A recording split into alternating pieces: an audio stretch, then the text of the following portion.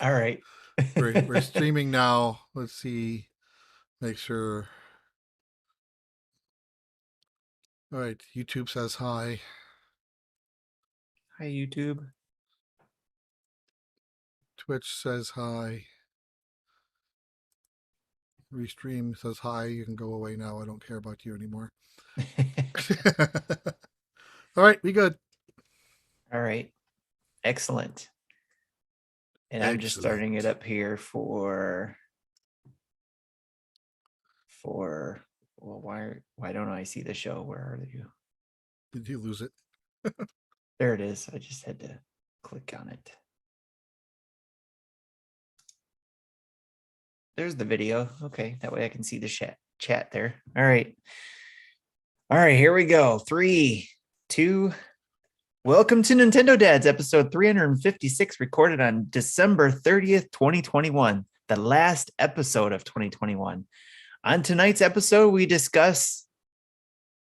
Jesse, what are we discussing? Because there's not much to discuss, but whatever. We can discuss a few headlines and some of the things that we don't like from 2021, I guess, and some majority of the news is Pokemon stuff. So lots of PokéMinutes. Jesse, you know what to do.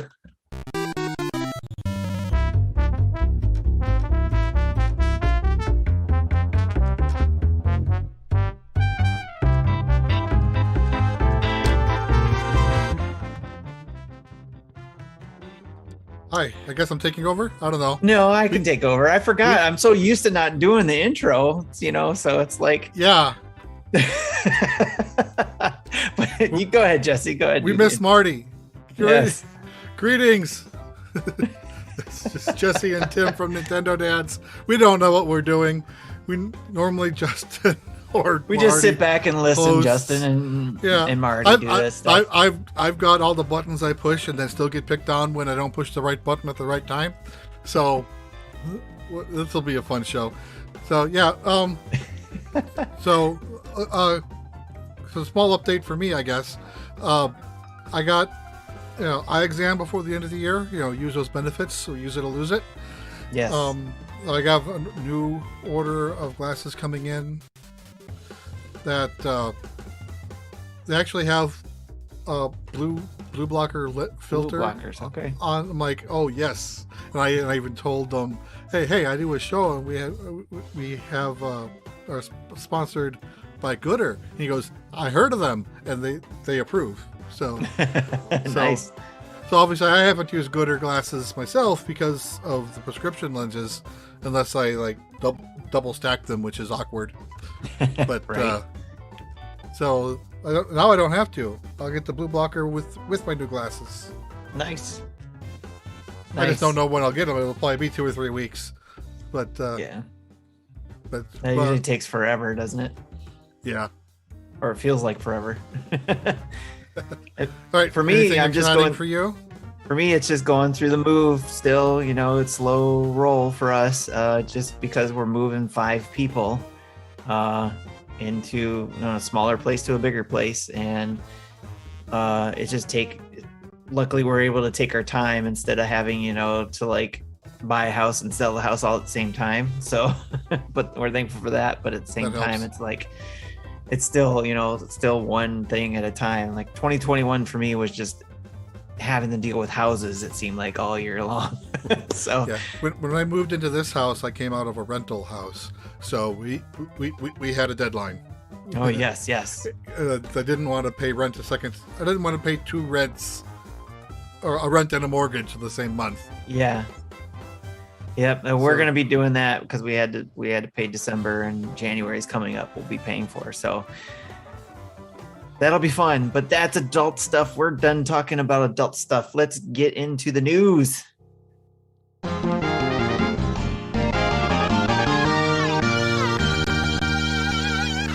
Friendo says that we have the dynamic duo. Which one is Batman and who's Robin?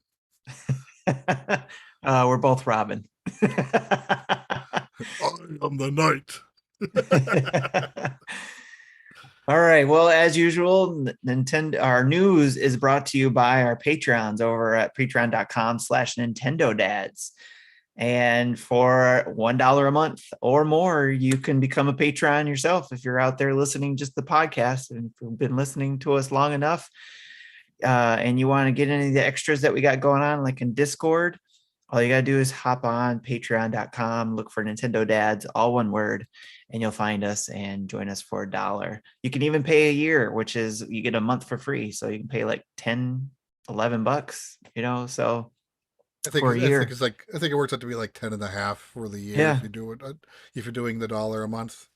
Yep. And if you're afraid of not knowing what to do in Discord, and you've got kids old enough to help you with that, get them on here to help you with Discord and join us in the Discord. We have a lot of fun there. So, and if you join the Discord and you have dependents that you want to also be in there, let Tim know and he can hook you up at the same level. Yes. Yep. If they're old enough and you're okay with that. Yes.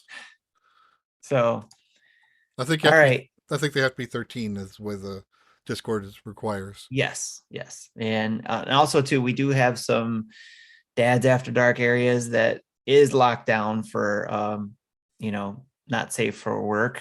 And you got to be 18 or older. But again, it's not like anything we can officially lock down.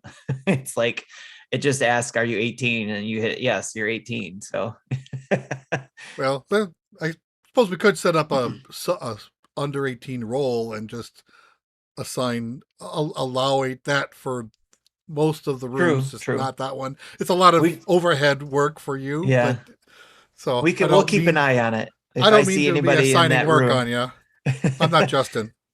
we can keep an eye on that, because I can see if I go in that room and I see anybody that's in there that shouldn't be, then I can easily start looking at that. So it'd be nice if the software developers kicking in now. It'd be nice if they let you have a channel that says everyone except for this role. Then you can just I can set up the roles that way. You can have a not role. Oh, nice. I can have a role that's not in, that doesn't have permissions for that channel. So I just don't add that role to that permissions. Because we have right now, it's just we have it to where there's a NINDADS role, and then our other show roles. I was just thinking of again, this is say everyone except for and not. Well, actually, we do that now because of the Patreon levels. So the DK role, the DK role is the only one that can access the DK categories, where the Animal Crossing Plaza role cannot access those areas. Now I'm getting flashbacks of that not game. That was horrible. I don't know if you remember that, but not. Yeah, it's called not. Yeah. I don't think I played that game. You probably haven't. I believe I did a live stream of it, so you can dig back for that. All right. Well, on to the massive amount of news that we have today, which we have new singular. Yes, we have new. And in today's new, Nintendo President Furukawa-san has warned fans and investors that supply shortages due to component shortages will continue into 2022. So nothing. I am not shocked. Are you? Yeah, nothing new here. It's like, okay. I'm surprised I was able to get an Xbox Series S, with some Christmas money, actually, let alone two. So I was surprised when you said y'all got two in your house now. Yep, because I was able to get one from Costco, and then my son Sammy, he was able to get one from Target. That's where he got his from. So Target. Yes. So he got his with his Christmas money and money he's been saving. So he's been happy. I haven't heard a peep from him all day because he's been in his room playing with my Game Pass. So 200 or 300? 300. 300. Okay, Yep. I knew it was for the S, 400 for the X. No, it's more than that, isn't it? Isn't it like it's 400? 500. Is it 500 for the X? Yeah, Okay. yeah. It's a $200 discount getting the S versus the X, as opposed to a $100 discount for PS5 digital only versus normal. Oh, okay, So gotcha. I knew that's how the math worked. I just forgot where the prices were. Okay. Well, I didn't look at it, so that tells you. It's like I wasn't even gonna look at Xbox Series X. The only way I was gonna get the X is if I stumbled upon a Halo edition one, which I knew I wouldn't, but um and Sammy did buy the bundle version at Target too, the one that came with the Fortnite skin and the Rocket League skin, Okay, I just and V-Bucks and all that stuff. I just hope it doesn't come any physical games because you can't play them on the S. Right. No, it's all digital, obviously. So it was bundled with that. Mine came with an extra controller, even though it's still white. It came with an extra one. So Costco, I guess, throwing in their extra stuff. So, are you playing it on a larger resolution display, or is you still playing it at 1080p? Still 1080p. Okay, I don't have 4K TV in the house right now. right. I think the S can render 4K if you're like streaming like Netflix and stuff, but gaming will be capped at 1440p, I believe. Yeah, No, I'm not Game worried Pass about News that. is in the chat. If I'm wrong, I'm sure he'll correct me. Yep. So, and he's saying S is the best deal in gaming. No bias here. So, yeah, I Right, mean, that, combine that with Game Pass, and yeah, yeah, I mean, I had Ultimate already, and I'm paid up until November 2022 right now through all the deals that you can get. So, with that, and yeah. I was like, you know what? And I got, like I said, I got some Christmas money plus being an adult. If you know what I'm talking about. If you have to, when you get a new house, or if it's time to switch carriers or whatever like that, if you walk into a store like I did, I walked into a Costco. AT&T was there saying, "Hey, you want to sign up for our internet?" And I said, "I'll sign up for it if you got fiber." And they looked it up, and sure enough, they had fiber for my house. So I was like, "I'll sign up." And then because I signed up, I got an additional gift card for Costco. Nice. Is it So gig or is it like several hundred meg? it's You know, one gig, one nice. gig. You're gonna love it. Yeah, I'm loving it so far. It's what I'm using right now. Oh, beautiful. It's not even hardwired yet. This is all Wi-Fi. Nice. Yeah. So, speaking of Game Pass, my son said he wanted to get Forza. So he was ready to pay the retail price for it on the PC version. I'm Yeah, like, dude, just get a few months of Game Pass and then try it that way. And then if yeah. if you like it and don't want to keep Game Pass, then you can buy it. And he goes, that's a good idea. And since he's never had Game Pass on his Xbox account before, he got 3 months for $1. Oh yeah, there you go. Yeah, So yeah, sure beats paying $70 for a yeah. game. I know, right? Jeez. Yes. So, sorry, the chat's throwing me off. Mecha Dragon 101 is asking me to talk about Sonic. Is there some Sonic news I missed? So, There's a Lego kit. I don't care. is that for real this time, or I thought it was I just a rumor? I I, I don't know. I saw it on a headline. I don't know if it was rumored or not, but that's as far Yeah. as I got. Because again, I don't care. Well, the biggest news thing I would say that we could throw out there too is just it's everybody's doing their year-end talks, right? Like we did last year, last week, last show. We talked about our top 10 games, and then we'll have our list on the next show, I think, right? From all of the listeners Yeah. from your So calculating. we've heard from about 7 or 8 people outside of the Okay. hosts.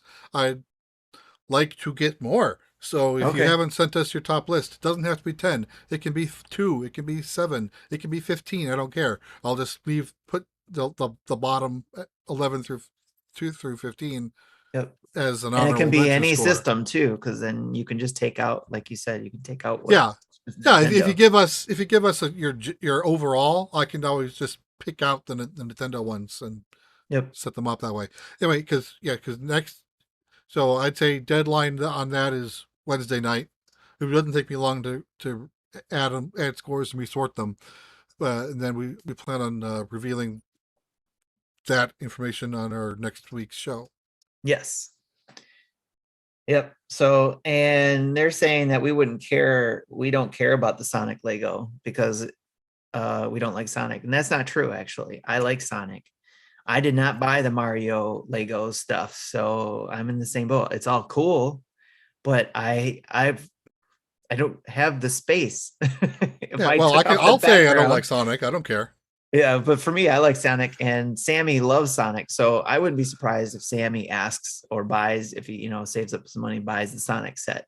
So because he loves Sonic the Hedgehog. So we're already being asked for predictions for 2022. We'll do that at some point. We're not going to in a couple weeks. Yeah, I don't think it'll be next week. It'll probably be the week after that. Yeah, that'll be the show after that. We want to make sure that everyone's on. Yep, that'll be. Now Mecca's calling me mean because I said I don't like Sonic. It's we'll call it season 2022.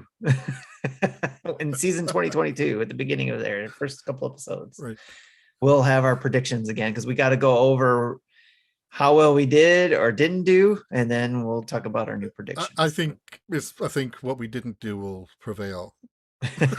Right. All right, and then let's go into our game release updates for 2022. And Final Fantasy VI Pixel Remaster on mobile and Steam delayed until February 2022. I wonder why it's delayed. I mean, why? I don't know. I bought them all on Steam. They had it for a bundle for like $70 or so. Yeah. So I'm like, sure, I'll throw money at this. I have the first 5 downloaded. Haven't touched them yet. I'll probably will try to play 6 when it comes out.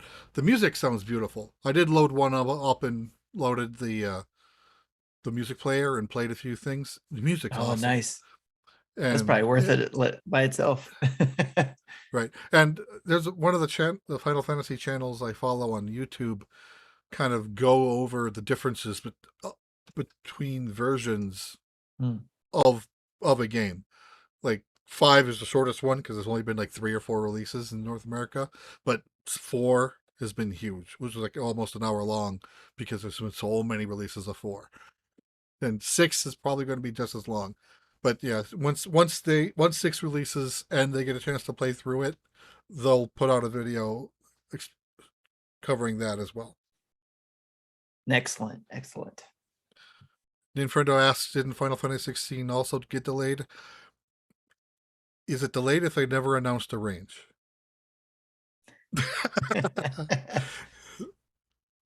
Possibly it was delayed, but they never gave us a date. I don't think they ever said 2022. They just said in development. Yes.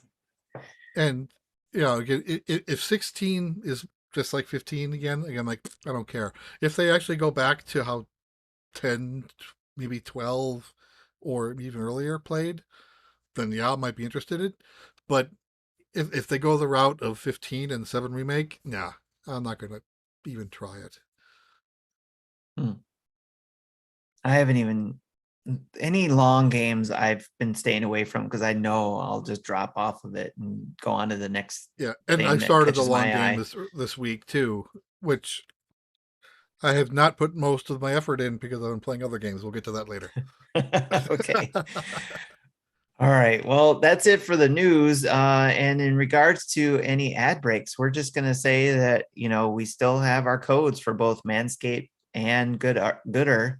So Manscaped, if maybe you need to buy something for yourself, you got some holiday money and you need, you want to buy yourself something new, go check out Manscaped. You still can use the code NINDADS for a percentage off your deal. And I believe it's free shipping with them. Yeah, I think it's 20% in free shipping. Yep. And then Gooder is another option as well. If you got some Christmas money you want to spend and you want to buy those blue blocker glasses, like I usually wear, but I haven't because I have them set aside here.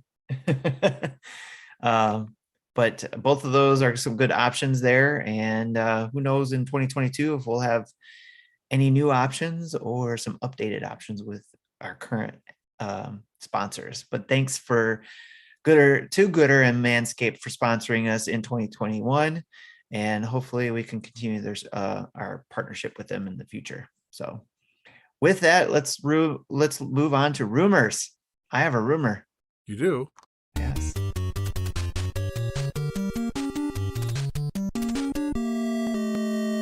It's such a dark rumor that it's not even in the notes. It's because it's something that I'm gonna spread. So here's the rumor. The rumor is that the reason Justin and Marty aren't here is because they're at Nintendo headquarters right now discussing taking over the Nintendo Minute for the Nintendo Dads. That's why they're not here. That's the rumor for this week. That's why Kit and Krista are hanging it up, huh? Yes, they're making room for the Nintendo Dads. All right, on to Jesse's PokéMinute. Pika, pika, Pikachu. I hate you all. Okay, yeah, I originally wasn't even going to write anything up because I haven't been really following in the last 2 weeks. And then when I looked at the notes, I'm like, crap, we need something. I came up with a quick list of everybody relies on this from you, Jesse. We have listeners who beg for this. Even Sean Capri misses this if you don't do it. So does he? Yes. I don't think I knew that, but that's good to know. All right. He was ready to read it for you.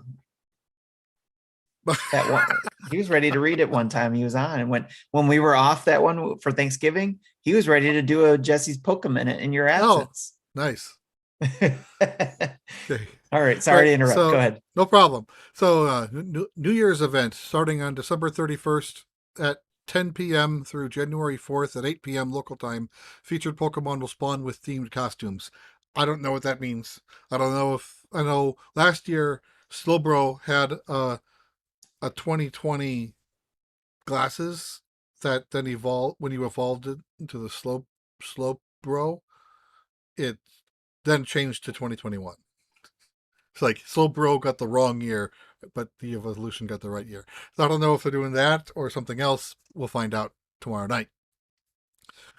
January 7th at 10 a.m. through January 13th, 8 p.m. local times, the Mountains of Power work with Spark to activate the second part of the mysterious door by journeying through terrain reminiscent of the mountains found in regions like Johto and Sinnoh. I don't remember what the first part of that quest was. If they did it, they didn't really specify that was the first part of the bigger event. So we'll find out what that means. Then January 19th, 10 a.m. through February 1st, 10 a.m. local time, the Electric and Steel themed event inspired by the Kanto power plant. Continue working with Spark to gather up some electrifying Pokemon to activate the final part of the mysterious door. It seems that some nefarious forces has also caught wind of the door and the power it may contain. Friendo says costume equals festive bow. In some cases, that's literally what it means. And like, so Tuesday, little off track here. Tuesdays from 6 to 7 is the same Pokemon will spawn almost everywhere. And recently it was Cubchoo, which would, I believe, evolves into Beartic. But since it was a holiday themed one with a little bow, this tiny little thing, the costumed Pokemon will not evolve. They haven't for like the last 2 years. And I don't like that. So I'm like, I would like to see a Beartic with the bow. That would have been cute. Nintendo says Booger Bear. Yes, it's got this big old snot thing dripping down. Oh yes, okay. That makes sense now to me. I get it now because I'm bad with the names. So okay. Booger Bear. Yes, I know which one you're talking about now. Okay. To wrap up, 5-star raids for the month. Curium will continue to be in 5-star raids until January 7th. Heatran will then take over until January 15th. Genesect raids will go through January 24th. Then Regice will finish off the month through February 1st. Mega raids, Mega Abomasnow resumes through January 7th. Then Mega Aerodactyl will be live from January 7th through February 1st. And that, see, Quag311 says, is Booger Bear the store at the mall? I don't. Are you talking? That's Build-A-Bear. Build-A-Bear, not Booger Bear. Right. Nice. Yes. All right, cool. Well, that's Jesse's PokéMinute, which was pretty quick, except for me interrupting, I guess. So, but let's jump into what we've been playing.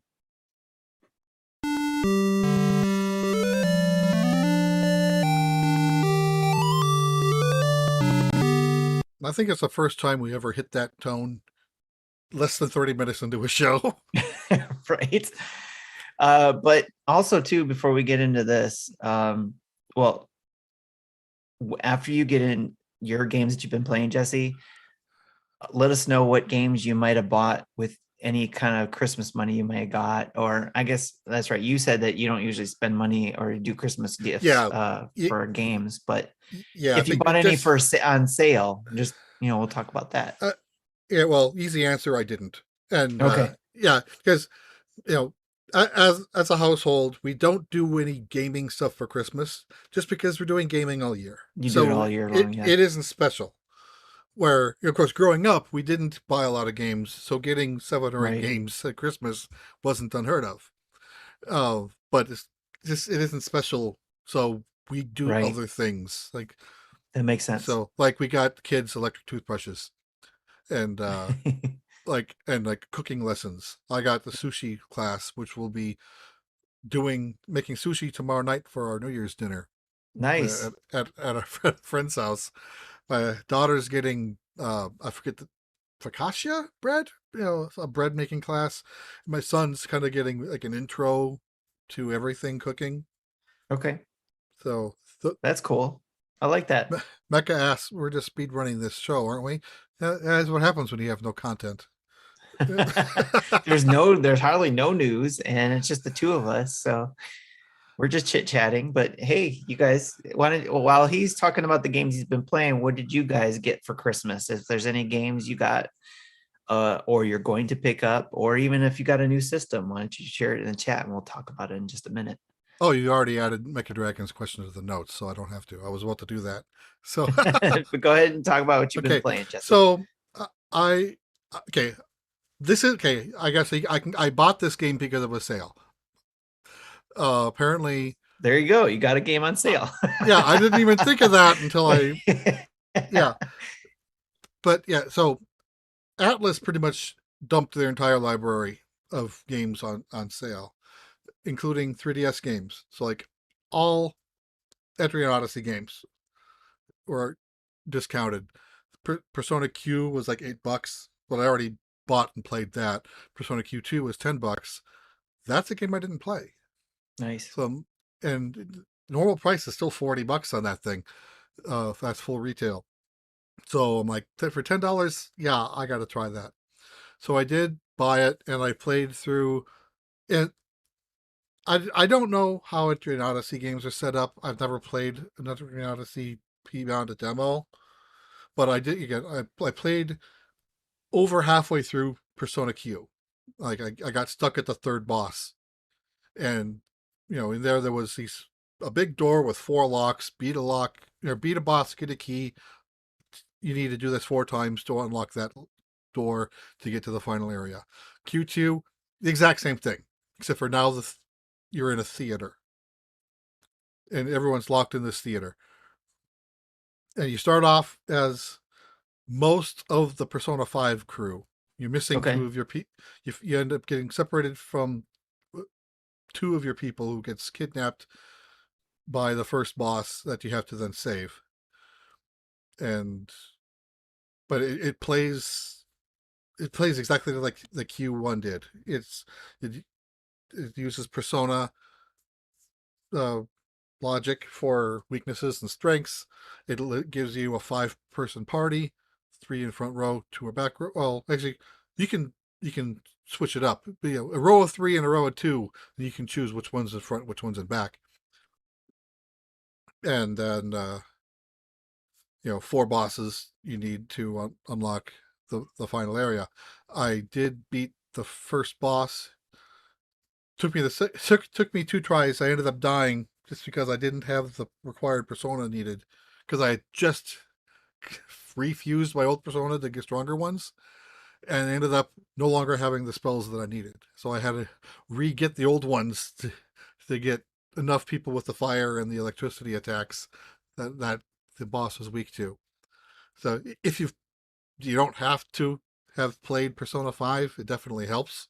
You understand why the kids are upset at what ends up being the first boss, and you also it helps to know these characters.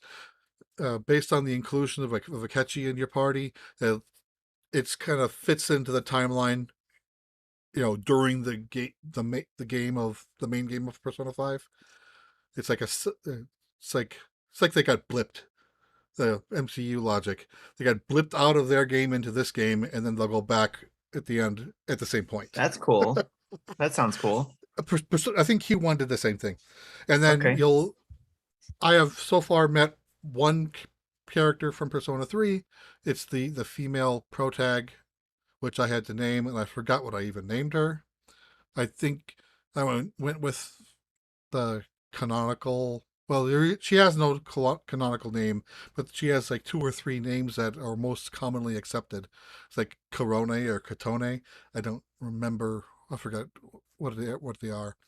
I imagine as I continue to play, I'll find more of the Persona 3 and then eventually the Persona 4 characters as well. So again, if you like Persona or Entry and Odyssey or both, you'll like this. I don't know if it's still on sale. I think most of the sale kept on going until January 5th, but for $10, like it's worth trying. I do plan on playing more. And my fan just kicked on. Let me shut that off real quick. That's probably loud. Okay, so Picross S7 is a game that doesn't yet come out in North America. It doesn't come out for 2 weeks. I bought the Japanese version, so I've had access to it for a week, and it's the same image. Everything's in English if you're playing it on your English account. And Nice. it's Persona S or Picross S. It's pretty much every mode that was in 4, 5, and 6 is in 7. The small differences are in 4, 5, and 6. You had bonus puzzles available if you had save states for 1, 2, and 3.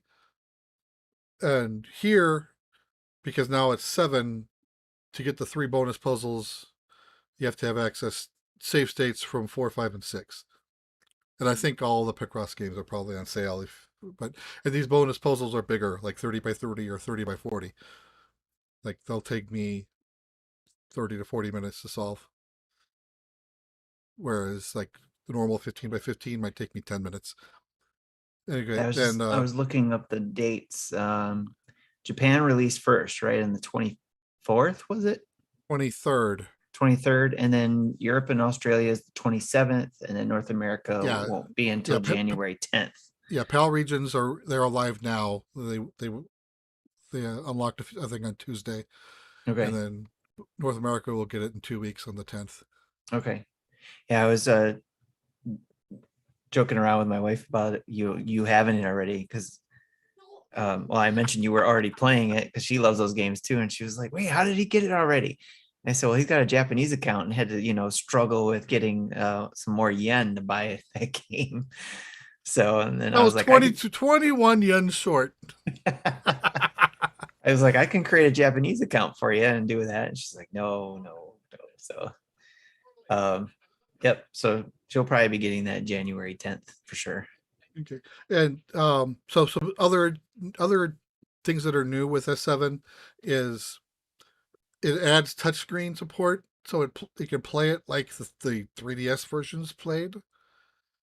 I'm not doing that because I think the screen's too big to try to play touchscreen. Other people might try it and like it. I don't think I would enjoy it, so I'm just going to play it with the controller like I've been playing it for the last 4 years. And a little something that I had to do.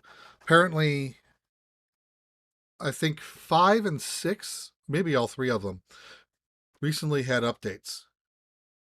So you have to download the update and launch the game once to get the save state to have the right version for S7 to see it to give you the bonus puzzle.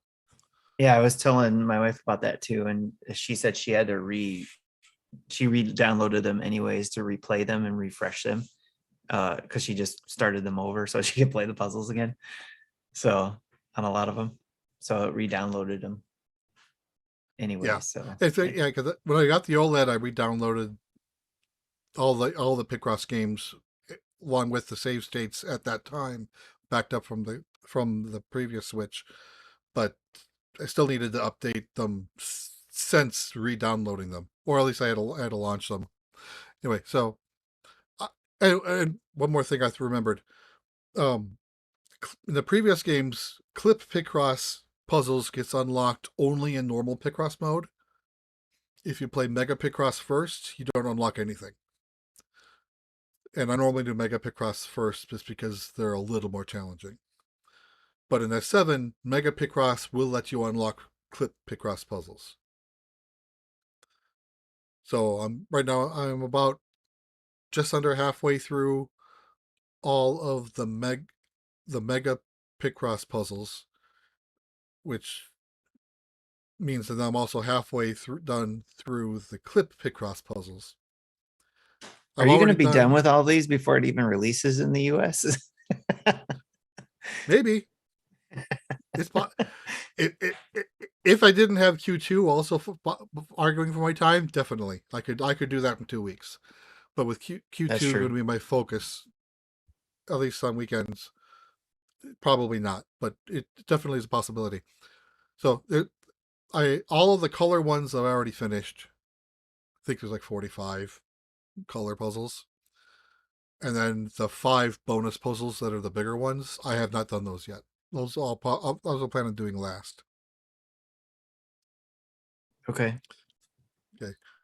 Then the last game I want to talk about is Nintendo. It's on PC only. It's Inscryption. Yes. I want to play this so bad, but I'm kind of hoping it comes out for Switch. Yeah, so I haven't played Devolver Digital. And which means usually there's a twist to the game. They very rarely put out straightforward games. Right. There's something weird about almost everything that they release. And this is not an exception. It's on the surface it looks like your standard deck building game. You build a deck and you go up against opponents with the deck. Simple rules, kind of based on what Magic the Gathering, but even simpler rules. Each card has an attack, life points, and they don't necessarily attack. The damage isn't to you directly. It's not like or Magic. Any damage to me goes down to 0. I lose. It's done on a scale. So if I do 2 points of damage to my opponent, 2 weights. I'll call them weights. I'm not going to say what they are because that's also kind of a spoiler because it's interesting once you see what's really going on. 2 weights gets put on the scale on their side. Then if they do 3 damage to me, 3 weights get added to my side. So it's I'm losing by 1. So basically, it's a back and forth. You have to. The winner is the one who has 5 points or more than the other. And if you get lucky or get the right number of cards, you can 1-round him. He can OTK him. And that's really satisfying when you do. Nice.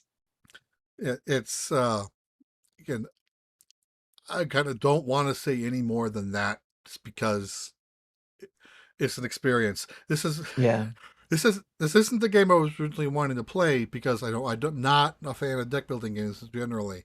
But I saw game theorist Matt Pat video talking about it. I'm like, oh, it's one of those games. Now I want to play this. I remember seeing that. Go ahead. So I was spoiled a little bit. Okay. So that's why I don't want to spoil it, but I think it's normally $20. It's on sale on Steam and Epic Game Store down to $16. And I think Epic Game Store has an additional sale going on for $10 off of any game that's more than $15. So Inscryption counts of its already sale price. So you can get it on the Epic Game Store for $6, I believe, until the 5th.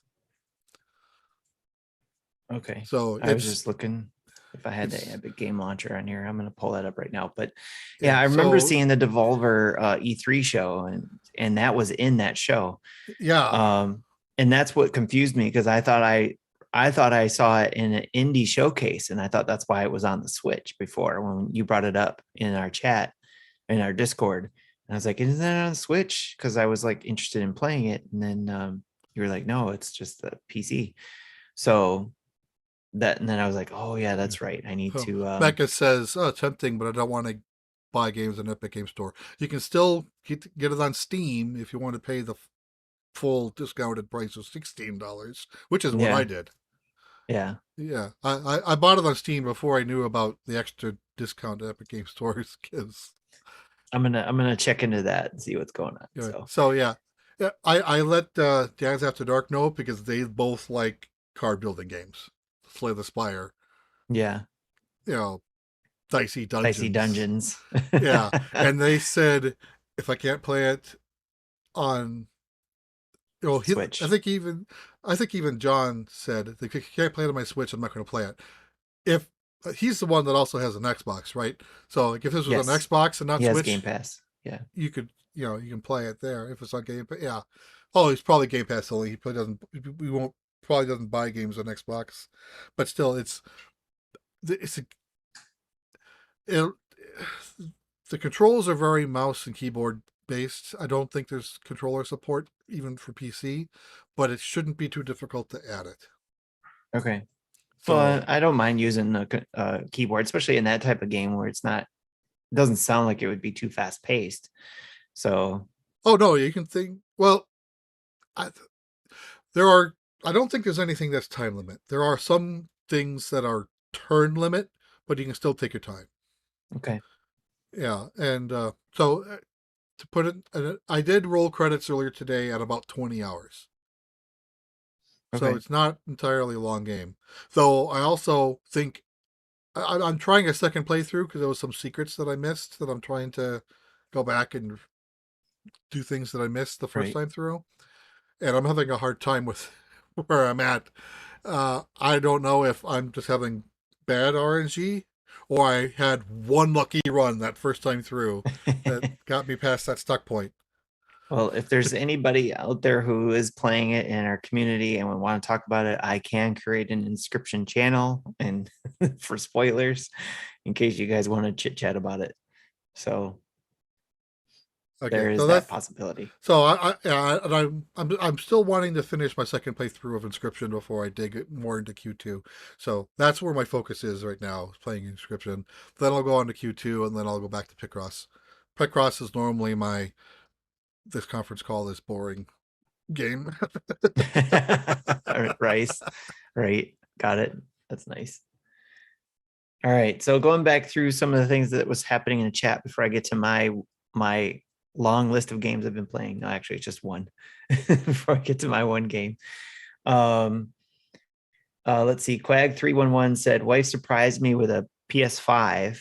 God of War and Horizon Zero Dawn have been in my attention mostly. Spider-Man, Miles Morales, and Borderlands 3 Ultimate still in shrink wrap. So he's got a lot on his plate. Hopefully he's on a Christmas I still or have a my holiday. Miles game in shrink wrap too. Right. Well, hopefully he's on a holiday hiatus so he can, play these games and have fun with it. So let's see, going through what else we got. He also said Jackbox Party Pack 8 has been underwhelming, mostly drawing games. Nephews keep asking for Zeeple Doom sequel. Zeeple Dome. Then Friendo says didn't get any games, but watched Spider-Man and Matrix 4. I watched Spider-Man twice. I still have to watch Matrix. I watched them both. Yep, and a lot of people in our Discord is asking for the dinner table to be a Spider-Man spoiler episode, so we may have to do that. I think 1 month should be enough, right? By the time we do it in January, should be enough time. Probably. All right, so Quag says Spider-Man and Matrix 4 were serviceable, so he needs to come join and talk about that. So they're talking about that, a few of those in there about their review of the two movies. And I'm trying to see if there anybody else put Caesar says yo on the YouTube side. Hey Caesar, how's it going? Seeing if there's anybody else who mentioned what games they picked up. Infrendo has mentioned Uh, games that are on sale. Dicey Dungeon is $3. Saints Row yep. 4 is even cheaper at $2.79. Mecha Dragon says he picked up Shovel Knight Pocket Adventure for himself. So hey, it's a Christmas gift for yourself. That's a fun game. I like that game. I like popping into that every once in a while to play that, even though I haven't quite figured out the mechanic or the tricks to it yet.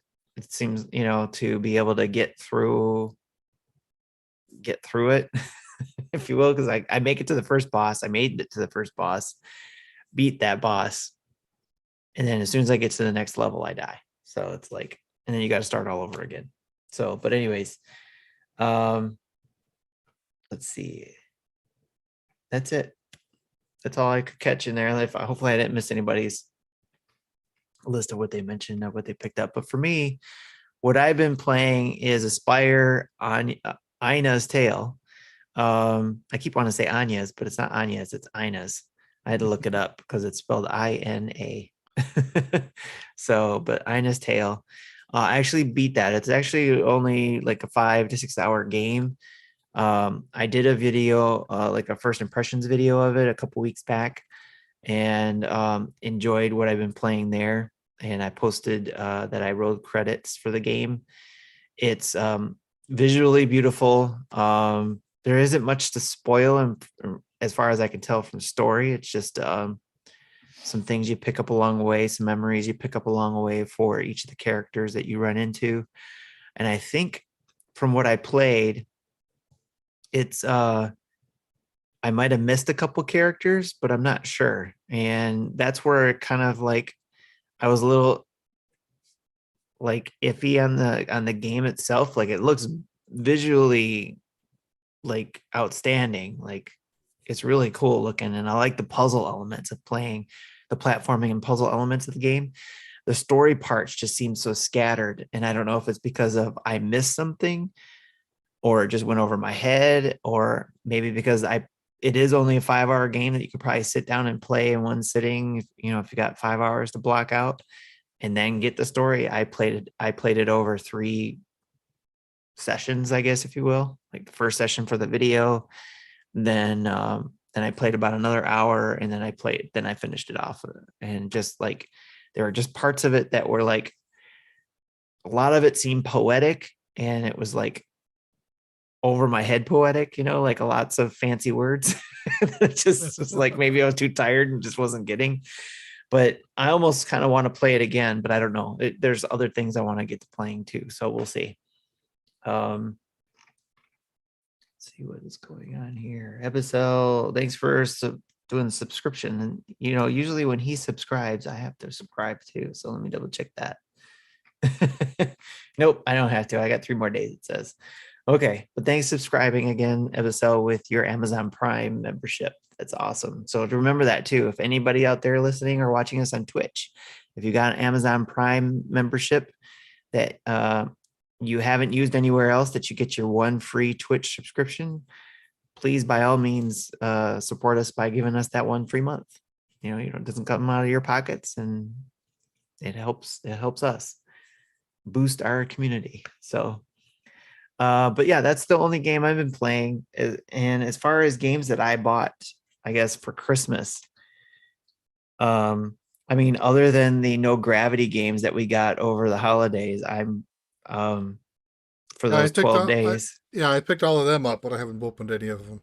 Yeah, I picked all those up too. And then I was just telling Jesse during the pre-show that maybe at some point this next few days I'll just stream me opening them up for the first time and playing each one and see what they're like. So they were all free. Yeah, I think there was 3 games out of the 18 that I already had due to having pre-release codes for. So they're also likely on YouTube, and also likely I didn't like them. Right. Yes. And maybe they made your list that we'll talk about later. Who knows? No, none of these are 2021 games. Okay. All right. Games previous. All right. So some of the games I did pick up is Far Loan Sales because of the sequel that's coming out, I guess, this year in 2022. I picked up the main game. So that was the other reason why I wanted to get Aspire Ina's Tale out of the way, because I wanted to jump into that. I also picked up Ollie Ollie Switch Stance because that was on sale. So it's Ollie Ollie 1 and 2 basically in a package. That's a skateboarding game. Right. So I figured I'd pick that up. Funny because there'll be a game in our games that we didn't like or play much in 2021. I'll have to mention is a skateboarding game. And then I also picked up Demon's Tilt, which is an older game, I think 2018 or 2019 game. It's a pinball game that has some very interesting mechanics that I forget how that caught my eye somewhere, but I figured I'd pick that up. Never heard of this. Yeah, it's a pinball game. It has multiple levels and in the pinball table, and just something about it just intrigued me about it. That's it's just not your typical pinball game because you have to beat some creatures that are flying around on the screen or whatever. It's about 60% off right now, $8 instead of $20. Yeah, and it released in near the end of the year in 2019. 2019. Okay, cool. Yep. So I'll be giving that one a try too. So a lot of the stuff that was on sale, I tried to pick up a few of those things. So and Ages of Mages that I picked up too because that was on sale. I still didn't. That one, that one doesn't look like a me game. Right. I figured it would be fun for me and Sammy to play once we can sit down and play a game. I mean, he's been playing games, but I haven't been able to sit down and play much. But when we can sit down together, that was one that's a multiplayer couch co-op game. So up to 4 people can play, if I remember correctly. So I thought that'd be fun. And I know that, Drew talked about liking it. I'll find out if he's just talking a bunch of BS or not. Enzablock did a 30-second review on it on their channel, on the Dads After Dark YouTube channel. So go check that out. I think it's a coin flip whether he's BS or not. All right, I'll find out. I'll call his bluff. I'll be like, you said this was an awesome game, and it's a bunch of bull crap. So, but no, actually, Chris HL said it's a lot of fun. I don't know if he's still there. But he said that him and his kids were having a lot of fun with it too. So that's what I'm hoping. It sounds like a game that is more fun with multiple people, where I'd be playing with myself and not as much. Like it's kind of like playing Diablo. Right. It's not as fun playing it by yourself. Yes. And yes, Mecha Dragon, Sammy did say hi. Sammy always says hi. And he was actually, I thought he was going to come down here, but he said he wanted to come down here before he went to bed and stuff and say hi, but he didn't. Usually it's a school night because Christmas vacation, he was going to come down and say hi. But yeah, he says hi. And again, he's been playing on his Xbox. So he's no longer a Nintendo kid. He's an Xbox kid now. Yeah. But no, it's cool. He'll be back.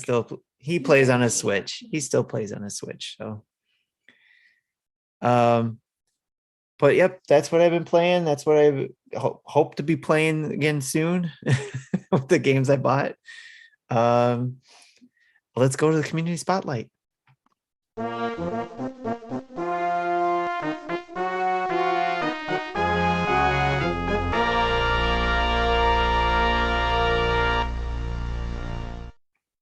Again, thanks for everybody who's been stopping by. We're up to 6 viewers in Twitch. I don't know what we're at in YouTube because I can't see that right now. But hi, everybody who's stopping in. I think G Acres just popped in. Hey, G Acres, how's it going? As always, I love how the community comes in and pops in and supports us throughout both those areas, and the Twitch and the YouTube and Facebook too now, right, Jesse? We are on Facebook. Yes. So I haven't seen any Facebook things show up in the chat, but I like the fact that we're out there on Facebook. Yeah, I don't think we get many live viewers from the Facebook side, but it's out there. Yes, I think we had Dave on there one time. One of our what do you call it, the Patreon producers, Dave Ernsberger. He was on there once, I think. We just caught him like towards the end or something. But anyways, Nintendo Dad's family of podcast updates. Let's go through that. We've got our Retro Logic crew, which just released their Game of the Year podcasts. But it's not just any Game of the Year podcast. This one is about Game of the Year from 1991, which is super, super cool, I think. Because So they're talking about NES, early Super Nintendo, and yes, Game Boy games. yes, any of those games during that were released that year, 1991, and they went through. If you go on Twitter and you go on there, follow them on Twitter, you'll see all their nominees and stuff like that, which was really cool to see. Is this Nintendo And only, or are they doing everything? Everything's on Okay. there, if I remember correctly. So probably not Master System, but Sega Genesis would be there. Yeah, I can't wait to listen to that podcast. So I hope you get a chance to listen to that one. That would be fun. I've been trying to listen to everybody's Game of the Year shows because that's always fun to listen to. Becca says I wasn't even born back then. Yeah, that was my senior year of high school. Yes. Shush you. So anyways, all right. NINDADS After Dark. Oh, actually, before I go back to Retro Logic, make sure you go check out their retrologic.games website where you can see a lot of their content, their blog, and their merch there as well. So go check that out. And next in our family of podcasts is NINDADS After Dark, who are on a holiday break right now, but they're gearing up for their season 3. If I remember correctly, it's season 3. Which is their 3rd year. And but be sure to subscribe to them on their YouTube channel for their 30-second reviews and whatever else they come up with for their season 3. If you haven't seen already, they got a new logo now for that, and they're doing a lot of stuff in the back end. I can't wait. Yeah, to see they what they're migrated doing to there. their own RSS feed for the podcast. So Yes. I no longer have to upload the audio for that. They can do that themselves. Yes. And that's probably, I think that was the culprit in regards to the issue they ran into with it not showing up in the feeds at some point. Yeah, Google Podcasts dropped them for a while. Right. For unknown reasons. Yep. So if you haven't already, go to their YouTube channel, find them out there, NINDADS After Dark, and subscribe to them. It always helps them boost their numbers to be able to do things on YouTube. I think they just broke the 100 subscribers mark, but again, always helpful to get to just build that viewership there. You were asking about comments from Facebook. There you go. Oh, there. Thank you. All right. So my wife's being funny. So, which is cool though. All right. Anyways, Game Pass news. And back to the NINDADS After Dark. Also add them to your podcast feed. Any of these guys, add them to your podcast feed. And if you're any ladies out there listening, any moms, aunts, grandmas, whatever, we would love to have a podcast show where it's a mom's perspective or a grandma's perspective or whatever. So let's talk. But anyways, Game Pass news. In episode 33, Sean and Nick discussed top 10 games of 2021. So I'll have to listen to that as well. They settle a few potato issues, which is very interesting. I'm very curious about that conversation. I guess we'll have to find out. And they give insight into what they would like to see from Xbox in 2022, which I know one thing that Xbox wants to see is Neo Prime 33 playing more games on their Xbox. So, and then finally, in the Nintendo Dad's family of podcast updates at the dinner table, which we do every 3rd Friday of the month. This past show was a lot of fun. We didn't record it. It was just laid back. And I think it was very enjoyable for a lot of us dads to get together, and even some that aren't dads, just to get together and talk about life and games and movies and whatever. So, and it helps just for us dads to be able to do that, to share those type of things, even feelings. We share our feelings. So anyways, This coming month, it sounds like the community wants to talk some Spider-Man spoilers. So again, we'll probably won't be recording that one. We'll just be in there chit-chatting about Spider-Man and maybe even other movies that anybody else saw that anybody's willing to talk about. So, but we'll just call it this upcoming dinner table will be a Spider-Man spoiler discussion. So if you want to join in, you have to be a Patreon or a Twitch subscriber. And join us in our Discord and join in our Chit Chat voice channel every third Friday of the month. All right, let's move on to the questions, Jesse. Okay, we have 2 from Mecha Dragon. Well, the first one was sent in through email earlier this week. Says, we know what your top 10 games of 2021 are. Let's hear your worst games of 2021. It could be from any console, but let us know which games you didn't like the past year. So I think, Justin gave us 4 games he didn't like. Marty didn't respond, so he may respond when he's back next week. And then Tim and I have a list. I think we took slightly different perspectives of it. These aren't necessarily games I think are the worst, but at least they're games I didn't like for one reason or another. I do have them somewhat sorted. I have a list of 19 games here. Wow.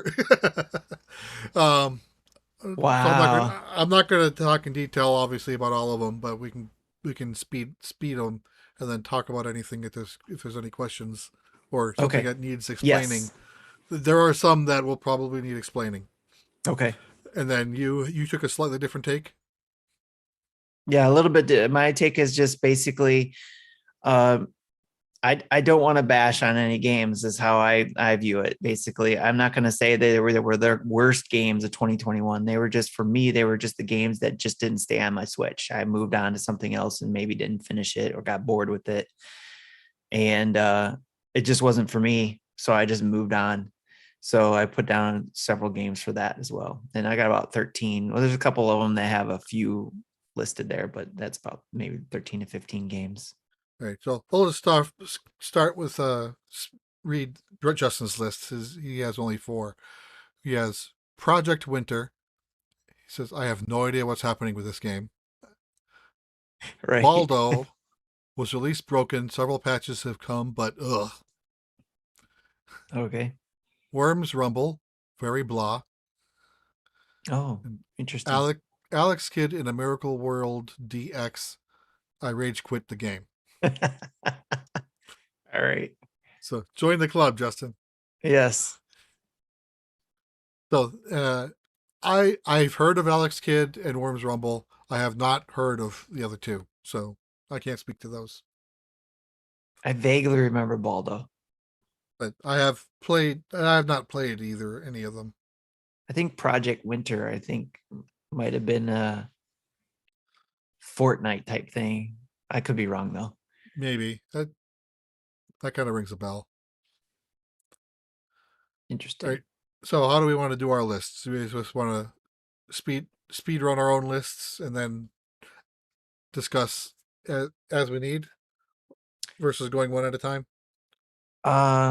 Yeah, go through and I'll see if I can jump in and stop you if I have something that'll trigger me. So these aren't necessarily all in order, but they're generally in order from the minorly annoying to, oh yeah, I hated this thing. Okay. So at the bottom of my list, I have Metroid Dread, which I'm going to get people yelling at me for that. But yeah, I played it for an hour. I got stuck on the 4th Emmy. It literally, I was mad. I was real. Rage quit level of mad. Wow. I couldn't touch my Switch for it wasn't fun days. for you. It wasn't fun for you, basically. No. So I literally didn't touch my Switch at all for 2 or 3 days. And then when I did start playing again, I'm like, I'm not reloading this game. I'm done. Wow. That's crazy. Yeah, I remember you mentioned that though. So, I mean, it's, I can understand that. There was points in that game where I was just like, I'm not going to be able to beat this. I'm not going to be able to beat this game. What the heck is going on with this boss battle? but I was just like, nope, I'm not giving up. I'm going to get through this. There was like, I think there was 3 points in the game where it was like that, where it's just like, how do I beat this monster? And then like at first, like the boss, I should say, I would get to a boss, like the experiment 626. I call it 626 because it reminds me of Stitch. The experiment one. That one was like, what's the pattern? I couldn't figure it out. Like it would kill me. Or actually I would get to a certain, no, that one, it was actually, I would get to the first cutscene and then I was like, I would die and was like, how do I get past this point or whatever? And then it was just a matter of figuring out the patterns every time it switched up. Did the mid-fight cutscenes seem distracting to you? I'm getting into a rhythm of fighting a boss, or at least the one boss I fought, and then it the camera angle tilts 45 degrees, something happens, and then goes back to normal. So I see. I was used to that from Sony games. Sony games did that a lot for me. Like God of War, do the cutscene when you got to a certain point in a battle, and then you would either have to hit, triangle or X or whatever to do the next move in that cutscene, or it would just be the cutscene at the end, type of thing of the battle and stuff like that. So I was kind of used to that. Yeah, I at least in that one boss battle that I did beat, every time it did that, was distracting to me. Like I couldn't. When it was my turn to control it again, I wasn't ready to control it, and I lost a few frames. You could say. Nice. Okay.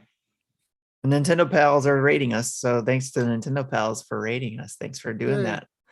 Got added. We got our numbers jumped up from 6 to 7. It says there's a party of 5, which we either lost 5 people and then regained 5 people, or they just were like, "Oh, Nintendo Dad, see ya." No, something like that. No, that's cool. But yeah, all right. So Metroid Dread, gotcha. Okay, then Pikmin Bloom, not a Switch game, but mobile game that uses the Nintendo IP. It was, cute at first, but I don't walk enough to make it worth my time. I used to launch it every day to do the challenges, and then until I didn't. And I've heard several people say when I got to the point where I needed to do a 2-star mission that I stopped playing it. Yeah, I didn't even get that far. Okay. I at least unlocked the missions, and everything I did was 1 star. That's like their version of a raid in Pokemon Go. It's designed to be done by up to 5 people. Each one's providing their 10 to 15 Pikmin at it to take down the mushrooms targets faster. Okay. But no one else in my area is playing it. At least none that I know personally. I'll see flowers from time to time, but then I don't know who's spawning them. So yeah, I just kind of gave up on that. I still haven't deleted it, so I'm getting daily notifications. You walked 300 steps today. I'm like, yeah, screw you. That I not agree helping with you on this one. And hey, what's up to the gaming dad in our chat, by the way? Yay. So, I don't walk much anyway, but when I'm walking around the house, I don't have my phone. So those in-house steps aren't counted on my phone. So, my Fitbit may say I'm walking 2,300 steps, but my phone says you only walk 350. Okay. Again, that's what happens. I work on my butt all day, and then I play games on my butt all day. I don't walk around much unless I physically go out and walk, and I'm not doing that in 35-degree weather. Right. It's not fun. Okay. Next, I have a series of poker games.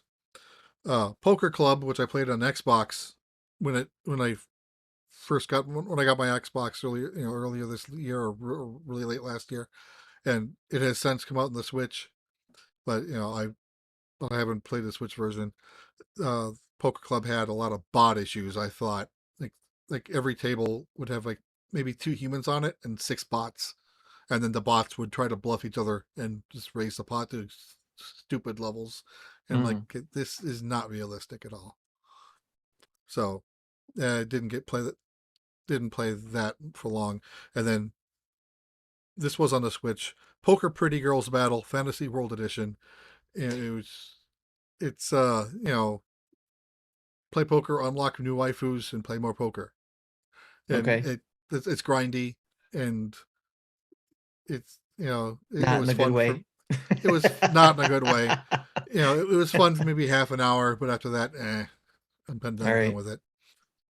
Game Builder Garage is a game I wanted to like. I went through the first demo and never went back to it. There was That other sucks. shiny games that I wanted to play instead. Right. ActRaiser Renaissance. I didn't want a tower defense game, and that's what they gave us. Okay. I have that on my wish list still. I think I'm going to still pick it up, but I'm waiting for a sale. That's fair. Gaming Dad says the Fitbit is lying.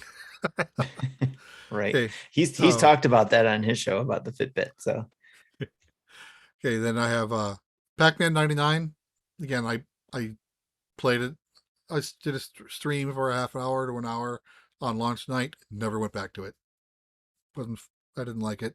I forgot about that one. That's a good one too. New Pokemon Snap. You something? Who else? I was going to say that's a good one to add to my list, the Pikmin 99, because like I said, I forgot about that one. Oh. Right. At least that one was free. Right. Yes. See, that's a great conversation. Why Builder Garage came and went so fast with most seems so awesome. Maybe it's just too much of a learning curve. Pal says Snap is the goat. Yeah. Pokemon Snap. I just fell off of it really fast. I only got to like the second world before I'm like, I'm bored. And then Yeah. then next is Pokemon Unite, because screw Tencent. That's it. That's the reason. Now, see, I have to disagree with that one. Although I haven't played it in a while, that was a lot of fun, especially when I was with the Nintendo Pals and a couple other people on there playing. It was a lot of fun. So I've never liked MOBA anyway, so I knew this wasn't going to Okay. be for me. But it's just, and pretty much everything with a Pokemon IP still has the same feel, just like based on the UI, the controls, the menus just have this Pokemon feel. This game doesn't. This game actually literally pissed me off because I tried doing something with a D-pad and it's where it wanted me to use the joystick, and it gave me a negative tone. I'm like, no, you don't give me a negative tone just because I use a D-pad. That's your fault, not mine. Right. Like, so definitely Tencent had influence on this game for one reason or another. Yeah. It's not a Pokemon Company game. I didn't like it. You're like, I'm out. Yeah. I'm out. Now look, did you see Nintendo Pals? Are like they sounds like we need a real Pokemon fan of the show. Where's Justin when you need him? Are they listening to the right show? I don't know. Excuse me. No, I know what they're doing. So Yeah. they're funny. Okay. Corpse Party. Now, I know I played, I don't know if I ever finished it on Vita, but I got far on the Vita like 10 years ago. But I couldn't get past Act 1 on the Switch. I kept on doing something wrong and getting into a bad ending. And at this point, if I need to play it with a walkthrough in my lap, why bother? Death's Door. That's a. I remember complaining I didn't like the controls. The turning around was so slow. Like I wanted to, if I'm facing 270 degrees and want to switch, go to 180 around.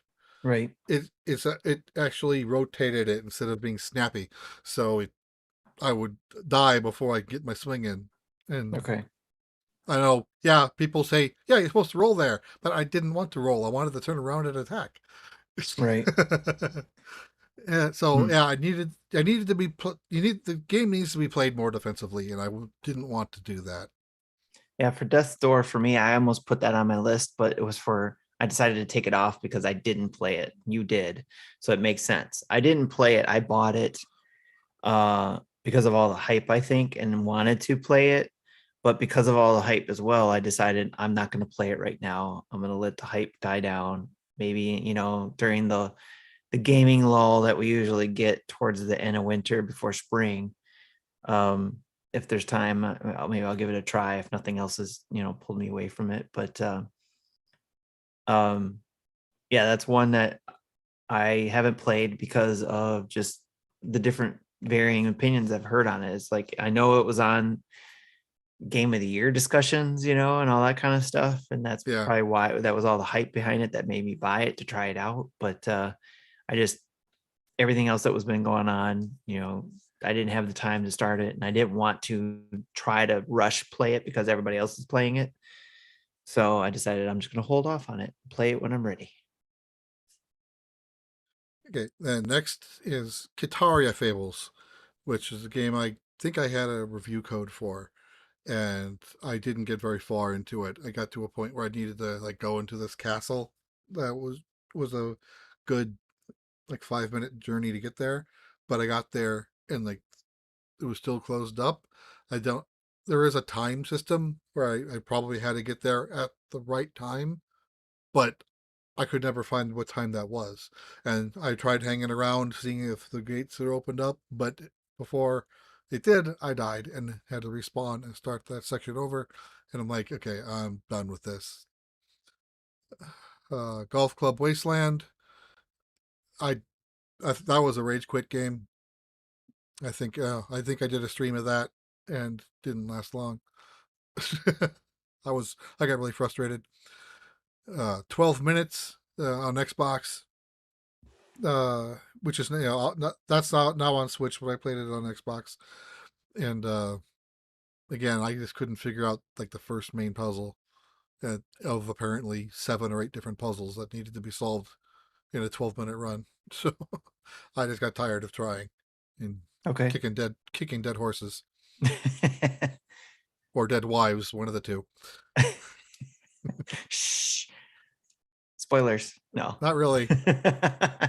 If I can get the wife killed in less than 2 minutes, it's not a spoiler. Yeah. No, because it's in the video. I know. It's in the video. Yeah. Okay. Healer's Quest was a weird game. It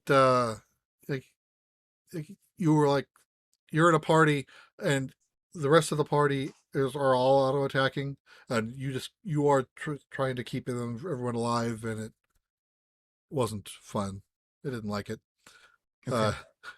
We're getting into my top 5 or bottom 5, depending on your point of view. The Game of Life 2. It's like the board game. Board game? Okay. Yeah, but I was expecting more out of it. It said unlock these new boards, and these new boards were still the same game, just with a different skin. The positive side is, I can play someone with the standard skin and someone else play something with a Halloween skin, and we can play together.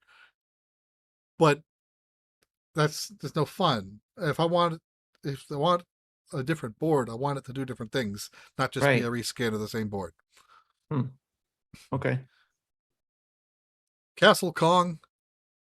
It was a weird Donkey Kong rip. It was like $5, I think. It was pretty cheap. That's the only reason why I picked it up. It did interesting things. It just didn't last long.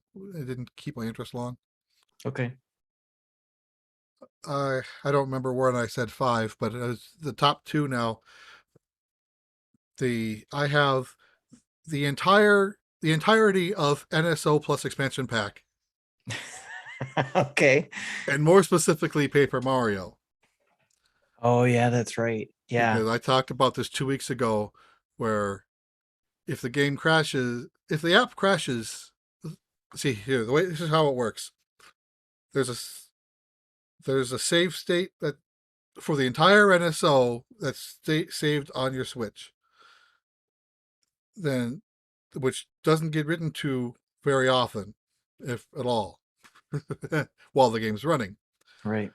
If you choose a game in an emulator and then it saves, but if that never gets saved back onto the main system save, you lose it if the app crashes.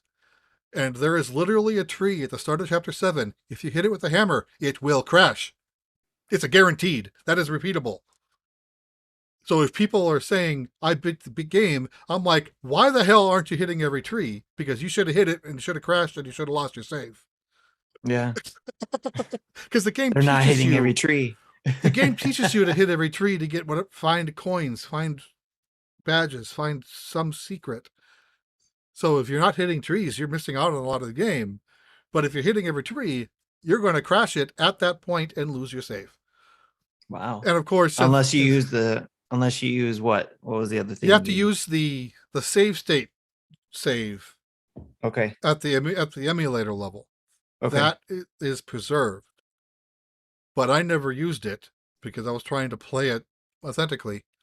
I was doing some save skimming from time to time, but still doing it.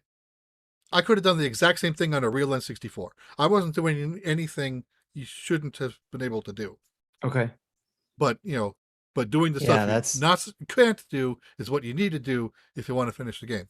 Essentially, what happened, if everybody's not following, is that Jesse lost a large amount of gameplay that he was playing through because in one sitting, right? So, or you left it on in that point and came back to it. I left the app on in sleep mode over the course of the week. It was like 27 hours into this game.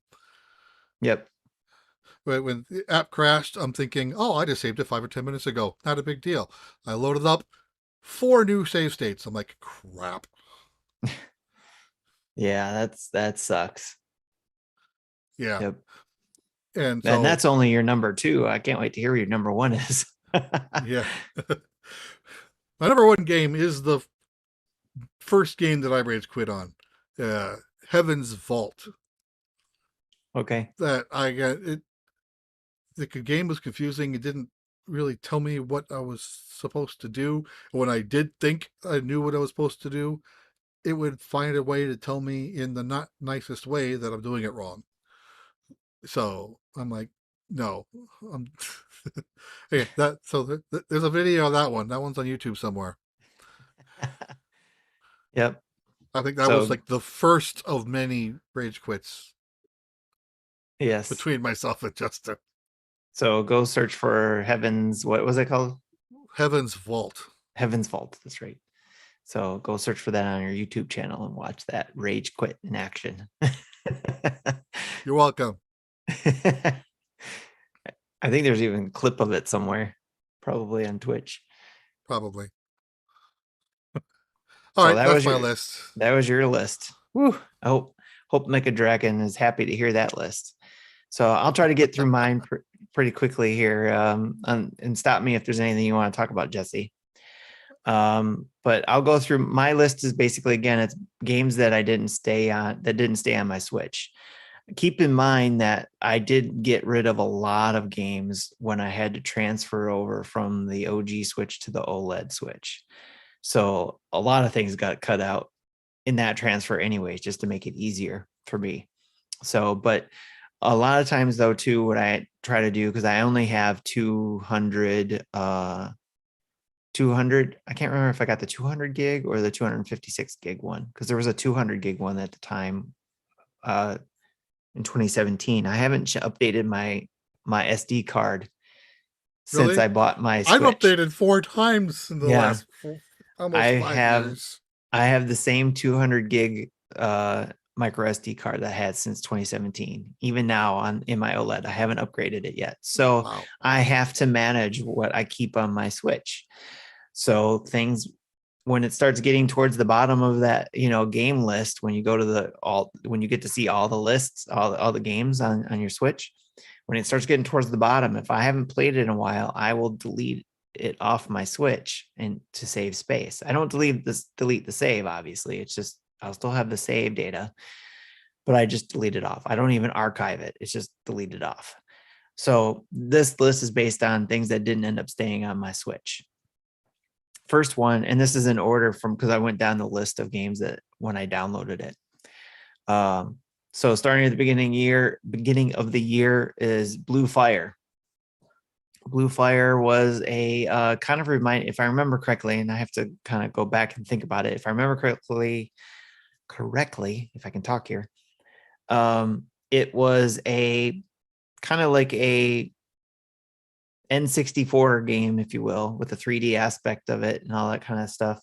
It didn't look like an N64 game. It just played like that kind of platformer.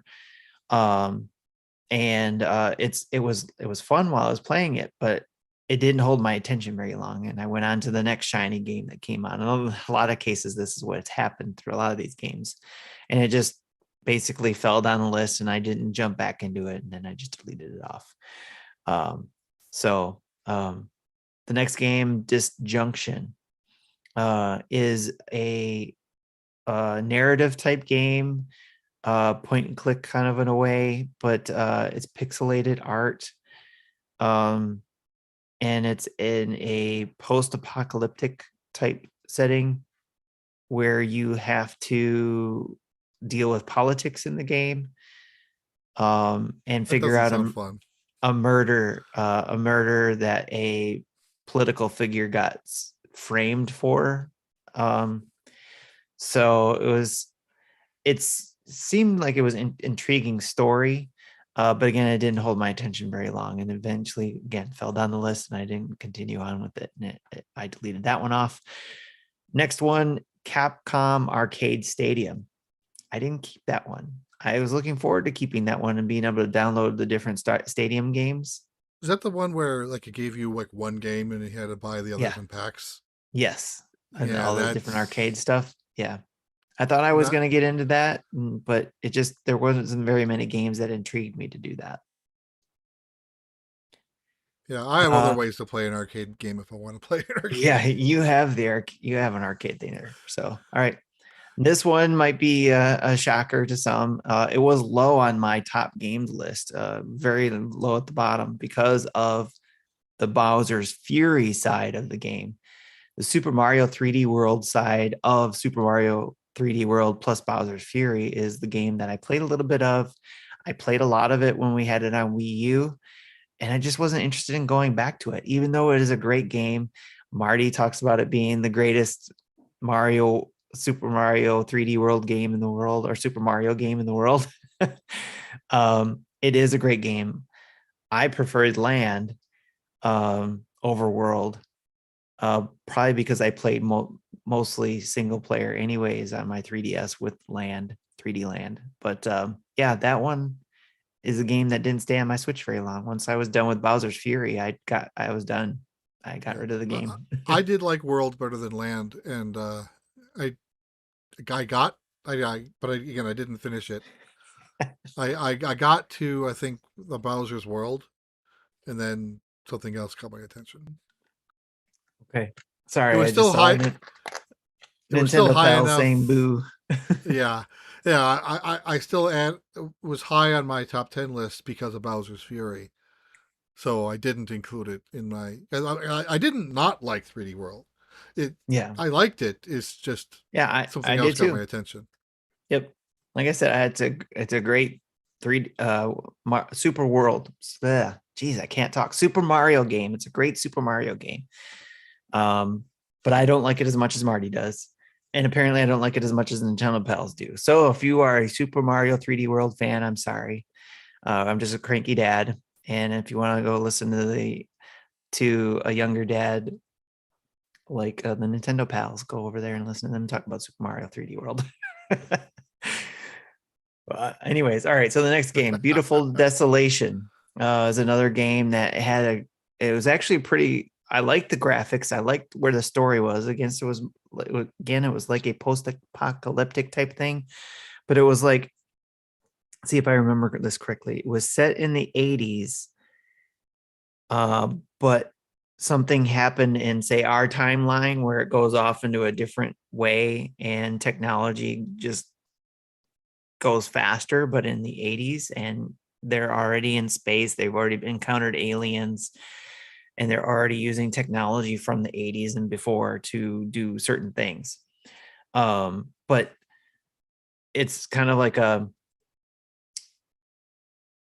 there are some pieces to the story that you have to find and do and solve. And there's some freaky elements of it too that I can't compare it to at the moment. I can't think of right now, but it's still intriguing stuff. It just, again, didn't hold my interest long enough. maybe because it was a longer game, and just I didn't feel like I was going to see the end. But that one fell off my list. Maybe that's one I might re-download again. But if you're into different stories, which I did get into, like games that had different stories and different themes and stuff, Beautiful Desolation is one to check out. But unfortunately for me, it just fell off my Switch. Drive By is the next game on my list. It is a I equated it to a Twisted Metal version of Fortnite. So it's basically you can go on. Sounds like something you'd like then. I did. I had a lot of fun with it, but it just seemed like there wasn't enough people on it to play, enough interest in, for a community to get into, enough options to play with people. And I think it would be more fun if I was able to set up with other people that I knew to be able to play. But it was just like I'd go in and just do the same things between the 4 events. I think if it was, is basically either you can go around and fight. And when I say Fortnite, it does not mean there was 99 other cars. It was up to, I think, 4 other cars or 5 other cars. I think there were 6 total cars in the map. So the Twisted Metal part was basically you're driving around this whole map and you're blowing each other with weapons that you pick up. But there's different games you can play too while you're doing that. So one game was you can be like an Amazon delivery person, if you will. It wasn't Amazon, obviously, but it was you're delivering packages and you'd have to drive through a pile of packages, pick them up and deliver them to another location, and without getting blown up and losing your packages. So those were kind of fun. But again, just didn't seem like there was a big enough community to just make it interesting, or whatever, or to be able to say, hey, let's meet up and play some Drive By. So that one fell off my list. Skate City is the next one, which is it's an indie game with some skating elements in a 2D environment, which I got bored with. I'll just say I got bored with really quickly on it. There was a lot of cool elements in it, but it fell off for me. After I was able to do some things in it and check off some items on my checklist for each of the boards, it just kind of fell off. It just seemed like nothing to hold my interest, I guess, again. Fez, that was announced. I was super excited. I had it for the Vita. And I was excited to try to play that again. I played a little bit and didn't go back to it because it was like, this is nothing new. So, but I mean, I own it, I guess. I get to play it whenever I want, but you own it twice now. I own it twice now, showing love to the developer, I guess. So, but I just didn't get back to playing it again because it didn't hold my interest. I've already seen it. I've already done it. So, Wave Break, an 80s themed water Tony Hawk type game, if you will, where you can do tricks and stuff, but you're in water in a boat and you're a Miami Vice themed environment with animals. So where I'm a bear that looks like Sonny Crockett from Miami Vice, with the pink shirt and the white jacket. It had some really cool elements in it, where you're, like I said, it's like the Tony Hawk element where you could do some tricks on in the boards, collect letters to gain points and money, and then you can upgrade your boat and your outfits. And there's also even a story involved where you're fighting against criminal animals, I guess.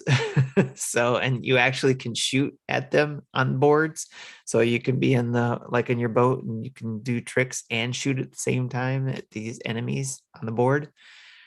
So, I mean, all in all, it's a pretty cool concept. But again, as much as I said it was going on, I got bored with it.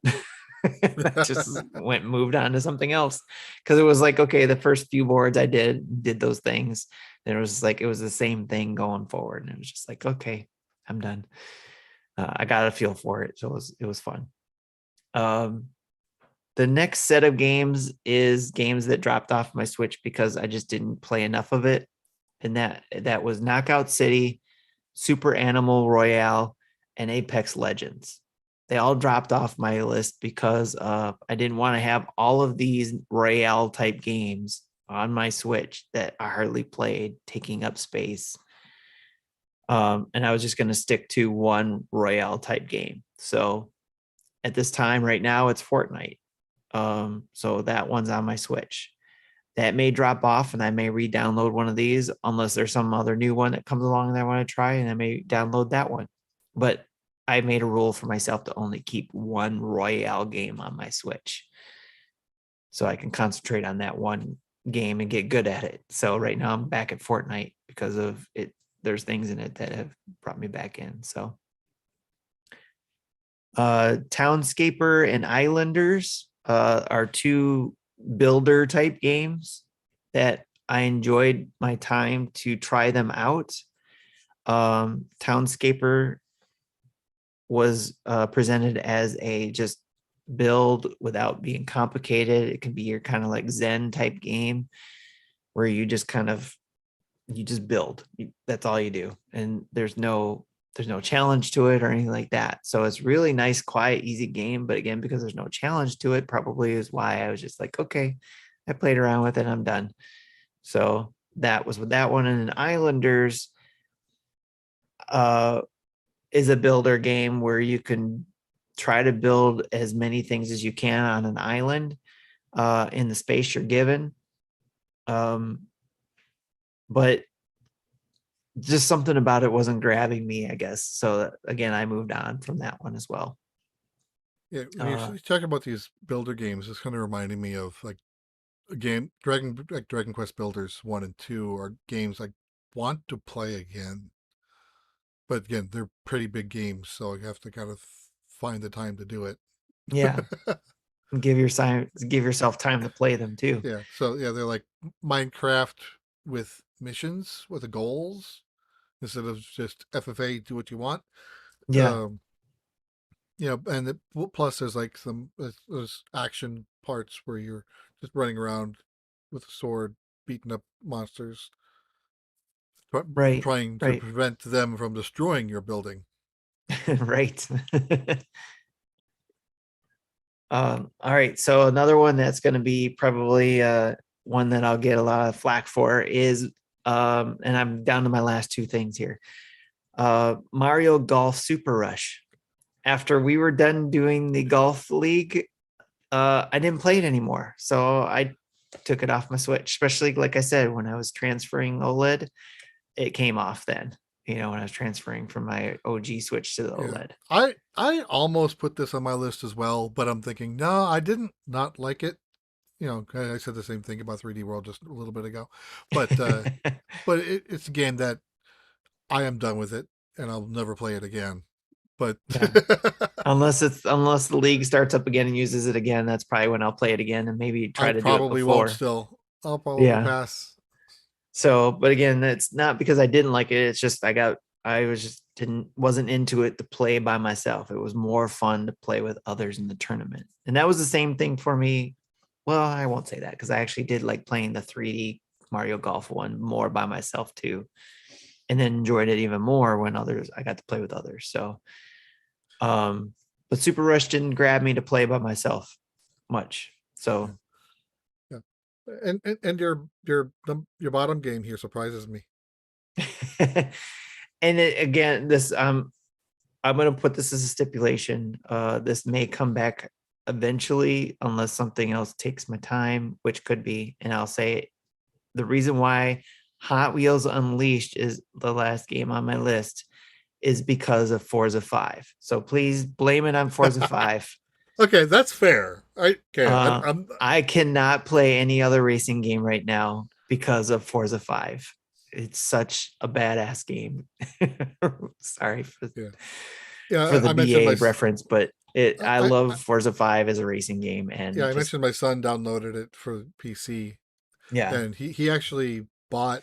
He wanted to buy a actual steering wheel controller, and we did not expect what the prices were on those things. though, yeah, They're like, really good ones, yes. yeah. So he ended up finding $100 one that probably isn't great, but it's what he can afford right now. Yeah, it's still probably serviceable for what he wants to do with it. So, Yeah, but yeah, Hot Wheels Unleashed. Most of them are like in the 350 to 500 range. It's like you can buy a console for that much. Yeah, to be honest, I haven't played. Going back to the racing games on the Switch, I haven't played much of any of the racing games I have on my Switch, let alone the Hot Wheels Unleashed. Again, I want to get back to it because I did buy the ultimate version to unlock a lot of the things that they were unlocking, and I do want to collect a lot of the Hot Wheels cars. In fact, I mean, in real life, my wife just gave me some for our anniversary, some 007 ones. So that appeals to me to be able to go in and collect the, virtual Hot Wheels cars. So again, I may re-download that in 2022, but right now, the only racing game, if I'm going to race, is going to be Forza 5 because I can play that on my phone. I can play it now on my Xbox. I can play it on my computer. And that game I just love it. So that's my games that didn't stay on my Switch list. Not the worst games of 2021, but just games that didn't stay on my Switch in 2021. Yeah. So I did share the question with Marty and Justin. Justin gave his list. Marty did not. I don't know. Next week he may have a list to share. If not, we'll have other things to talk about next week too. Yes. So we have one more question from that Mecca dropped today in the chat. Do you think we'll still have a chance to see player's choice games on the Switch? And if you do, what recent games do you think will be on it? I think that definitely the Super Mario 3D World, Bowser's Fury would be one of those. And I don't think we're going to see anything like that because these normally then come with a price reduction. Like, I don't know. See, Wii games were $50. I think they were dropped to 20. 3DS games were 40. They dropped down to 20. I don't know if Wii U games were also 20. So, if they do this for Switch, I don't know if it'll be down to 20 from 60. It might be 20, might be I more don't think like it'll 30. be 20, they're probably like 40, I think. I don't think they'll drop it in half. I think it'll just be 40. Whatever the holiday price is, I'll say, that'll be all year round after that. I think that's what it would be. Yeah, I'm thinking as long as the Switch is continuing to sell nonstop, they probably, they're not going to do a price reduction on the Switch. They're not going to do a price reduction on any games. Yeah. Well, the 3DS did sell, and any of the DS handheld stuff they sold, and they still had the player's choice stuff. Right. I'm just talking about the Switch. Right. Yeah. I think if it gets to the point when they do start, if they do ever discount the Switch, of course, they never discounted the Wii U either. True. That was always $250 throughout its life. Yeah. But I think, and now that I think of it too, they might just stick with what they've been doing where they discount all their games twice a year, once around E3 and once around the holidays. That could be. It seems to be working for them. And, yeah. And it's digital only, so they don't have to worry about printing new packaging and making all the merchants make new SKUs. Yeah, that's true. Yep. Okay. So I think it's going to be those games we've already seen in the holidays that are on sale. And I think that's Animal Crossing might show up, pretty much anything on the top 10. Right. Smash, Zelda. And what sucks too is because most of those games, the ones that are top selling, that would be player's choice, or even the ones that go on sale, are most likely, one, if you're a Nintendo fan and you usually buy most of their games, and two, if you can afford it, usually you've already bought it. Then when they go on sale, you've already bought them. It's nothing new usually that comes out that's going to go on sale right away. Yeah, the when they do a price drop like that, the target audience are people who own the system but not the games, and that is, if it's like, I don't know if many. I've never said many people were like me. I've always been weird, but Same here. Same here. But if I don't get a game at launch, is probably because I don't want it, not because I thought it was too expensive. So a price drop isn't really going to influence me. Q2 apparently did. Now 75% off, but that's not normal. Yeah, well, that makes sense, definitely. Yeah, and there's some gains too. I'm sure that there might be some people out there like they would be willing to pick up the game for less, so like they I wait remember for that when sale. Club Nintendo stopped with physical releases and said you can redeem your points for game discounts. I'm like, there isn't a single game in here that I don't already have or don't want. Yeah. Yep. But good questions there, Mecha Dragon. Thanks as always for giving us some things to think about and to talk about, especially on slow news weeks. Again, Chris HL has a question for us, but we have to save it because, again, Mason doesn't want to come join us for whatever reason. He's out there. Oh, wait, no, that's right. The rumor is he's out there trying to get Nintendo to have us take over the Nintendo Minute. So him and Marty are there at Nintendo. That's what they're doing this week. So that's the show, right, Jesse? Yeah, and we still managed to put in the majority of 2 hours. So wow. Well, we got a late start too, so I don't know. Maybe 90 minutes we got it. I think that's still pretty good. Yeah, we're at are we at about an hour 40. Oh yeah, an hour 45 minutes. There's a timer. All right, cool. Well, thanks for everybody who did join us. As usual, we're up to 7 people. It looks like on Twitch. Again, I can't see what YouTube is and Facebook is, but thank you all for joining in all those places. This is where we close the show. So don't forget, email your top 10 games of 2021 to NintendoDads at gmail.com, or share them in our Discord under the top Nintendo list. Nintendo. You get it? Nintendo? Yes. Never mind. All right. There's 1 week left, so make sure you get them in so that we can get some good numbers in to share what our community's top 10 games of 2021 is. You heard ours. Now we want to hear what the community's is. And I love how Jesse breaks it down with points system and all that kind of stuff. So the system is fair, I think. YouTube, we're at 5,909 subscribers. Thank you all for subscribing. And please share it so we can get some more subscribers. We can get that 6,000 subscribers. Twitch, over on there, we have 1,197 followers. Can you imagine if we had all of those followers become subscribers on Twitch? That would be nuts. But thank you to the 20 who did do the subscriptions. And again, if you're listening on Twitch or watching us on Twitch, remember you can use your Amazon Prime if you have it. That 1 free month you get, we'd love to take advantage of that if we could, if you got it. So thanks for doing that. And don't forget that you can use NINDADS, NINDADS at Manscaped for 20% off and free shipping there. So if you got some of that Christmas money, make sure to go over there and maybe stock up on some things you might need over there. We also have Gooder, where you get 15% off with the same code, NINDADS. Check out our merch over on our store via nindads.org/merch. We still have merchandise there. Still get some t-shirts. I don't think this one's there, but this is one we had for the 300 episodes we did. Yeah, I don't think that's there anymore. I'm not sure. But maybe I can do a limited run of that. We'll see. Thanks to a huge thanks to our Patreon producers, Dave Ernsberger, Antonio Contrenio, Solo Something.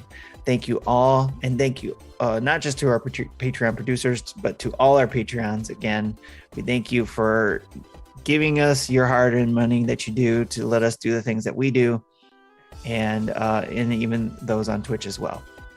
Check out our websites again, nintendodads.org. Check out our latest YouTube videos, tweets, and podcast episodes, all over the social media. You can find us under Nintendo Dads, all over those areas. So search for us there. And you can email us at nintendodads@gmail.com, or you can call in and leave us a voicemail at 929-25-NDADS, or the numbers are 929-256-3237. Use the old-fashioned voicemails. Those are always fun. Even if it's just to leave a comment, those are always fun. So big thanks to OC Remix for the music throughout the show. Download us on your favorite podcast app of choice, like Castbox, where we host it. I think you can even leave reviews there too. iTunes, leave us a 5-star. If you do anything less, you can go give those less ones to Megadads. They always appreciate the less scores. Maybe not. But anyways, give us 5 stars, say something, and who knows, maybe Justin next week will say, hey, if you give us this, we'll do a contest. Well, who knows? He likes to do a spontaneous contest. Again, any of the podcast apps, listen to us there, downloads there, or any of our family of podcasts. Look for any of them there. This is Tim, and for Jesse, this is the Nintendo Dads. Just us two doing the show. I think we did a kick butt job, Jesse, don't you think? I think so. I think we did. With Even though that, we kind of flubbed the start, but it's good. Check we y'all ended it later. Yes. Bye-bye. we went through the entire outro music. Yes, So I did it. So I'll just do this. Not that one. Thank you for listening into Nintendo Dads. Please understand. Yes, please understand. Justin, you boob! Yes.